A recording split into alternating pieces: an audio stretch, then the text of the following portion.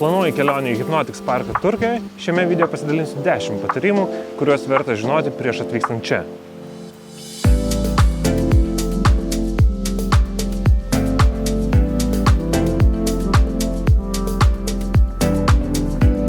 Artimiausias oro uostas yra Antalijos. Iš tenais atvykti į Hypnoticsą galima dviem būdais. Arba parko užsakytų shuttle, arba taksi. Kadangi kelionė trunka apie valandą, mano pasiūlymas būtų rinktis shuttle.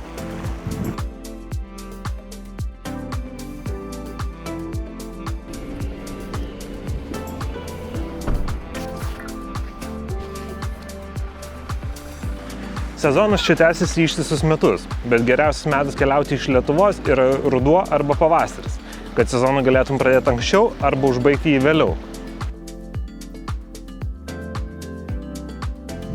Kadangi visą savaitę sportuosi, mano patarimas būtų pasiimti rollerį, kad išsimankštinti savo raumenis po plaukimo. Ir teipo, nes raumenis per savaitę tikrai smarkiai pavargsta.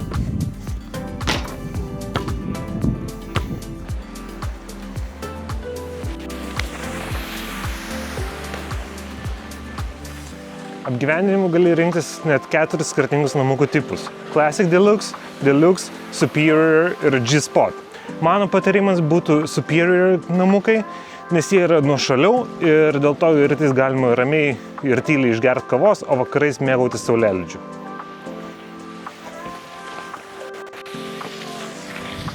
Taip pat nepamiršti ir knygos, nes sistemas čia suktis nustoja apie 6-7 valandą. Tai vakarais yra tikrai daug laisvo laiko, kurį galima išnaudoti skaitymui arba kitiems hobiams.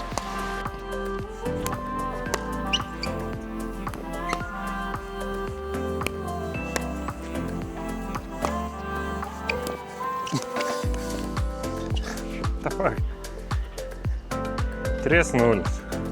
Taip pat svarbu paminėti, kad Hypnotics yra uždaras parkas. Jisai yra įsikūręs šalia kalnų ir tarp dirbamų laukų. Dėl to nėra galimybės tiesiog nueiti iki miestelio. Norint pasiekti artimiausią miestelį, teks naudotis taksi.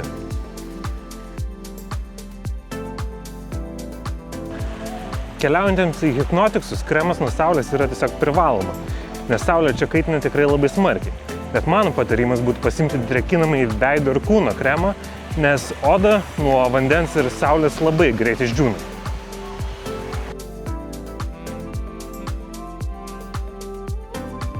Kiekvienas namukas turi savo kavos aparatą.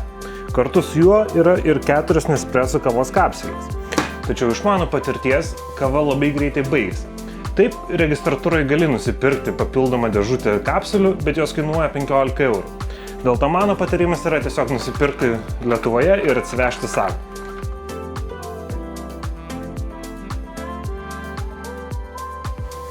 Stipriųjų gėrimų čia nėra. Pagal taisyklės, stipriuosius gėrimus galima atsivežti iš duty free zonos. Tad jeigu yra noro vakarais išgerti kokteilį, tai galima padaryti, tačiau būkite atidūs ir vartokite atsakingai, nes esate prie vandens.